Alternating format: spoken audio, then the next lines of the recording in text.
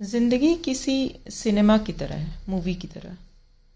ऊपर एक डायरेक्टर बैठा है जो हम लोग को बताता है क्या हमारा रोल है, क्या करना है, और हमारा एक कॉन्ट्रैक्ट है उनके साथ। हम बीच में छोड़ के भाग नहीं सकते। तो आत्महत्या करना क्यों बुरा है?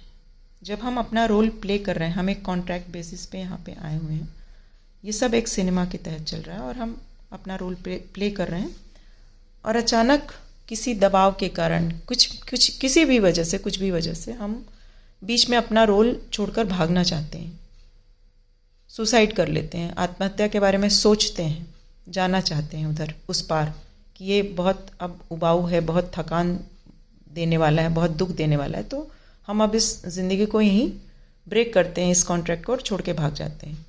तो कॉन्ट्रैक्ट का हमेशा कुछ रूल रेगुलेशन होता है, आप छोड़ के भाग नहीं सकते। और अगर आप भागते हैं, मतलब अगर आप आत्महत्या करते हैं तो क्या होगा उसके आगे, ये उस बारे में।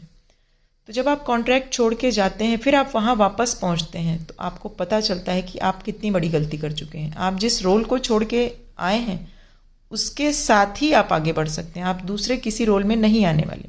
फिर आप एक त्रिशंकु जैसी सिचुएशन में आ जाते हैं, बीच में अटक जाते हैं, क्योंकि अब आपके लिए सेम कहानी, सेम प्लॉट, सेम टाइप के कैरेक्टर्स आपके आसपास जो हैं, वो जब तक नहीं आएंगे तब तक आपके लिए नई कहानी नहीं बन सकती, और फिर आपको ज़ीरो से शुरू करना पड़ता है। जैसे कि आप फेल हो जाते हैं तो आपको सेम क्लास में दोबारा पढ़ना पड़ता है, शुरू से जो आपको आता है, जो नहीं आता, आपको सब कुछ दोबारा पढ़ना पड़ता है।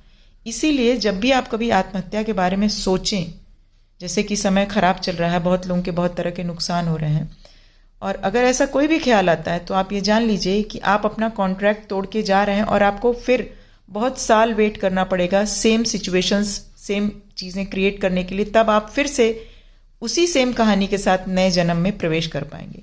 तो ऐसा कभी भी ख्याल आए उसको तुरंत हटा दीजिए। जो भी हर्डल्स हैं, जो भी परेशानियां हैं, उसको क्रॉस करके बाहर जाइए, और कोई रास्ता नहीं है, लड़ना ही है, आपको इस सिचुएशन से लड़ना ही है। इसलिए आत्महत्या के बारे में बिल्कुल मत सोचिए, छोड़ दीजिए, इस ख्याल को भी छोड़ दीजिए। जो है देखिए, आगे बढ़ के देखते हैं आगे क्या होगा, ठीक है। वो मेरी ही लिखी एक लाइन है कि चल कुछ और सफ़े पलट के देखते हैं, सफ़े यानी पन्ने, चल कुछ और सफ़े पलट के देखते हैं, अगले मोड़ पे शायद कोई दिलचस्प कहानी मिले। तो इसलिए उम्मीद का दामन मत छोड़िए। अगर मेरी ये बातें आपकी किसी तरह मदद कर पाएँ, आपका थॉट प्रोसेस चेंज कर सकें, तो बहुत बड़ी कृपा है भगवान की हम लोगों के ऊपर। मुझे नहीं पता ये क्यों मेरे मन में आया इस बारे में बात करने का आप लोगों से, पता नहीं ये बात किसके लिए है, पर जिसके लिए भी हो उस तक पहुँचे, यही प्रार्थना।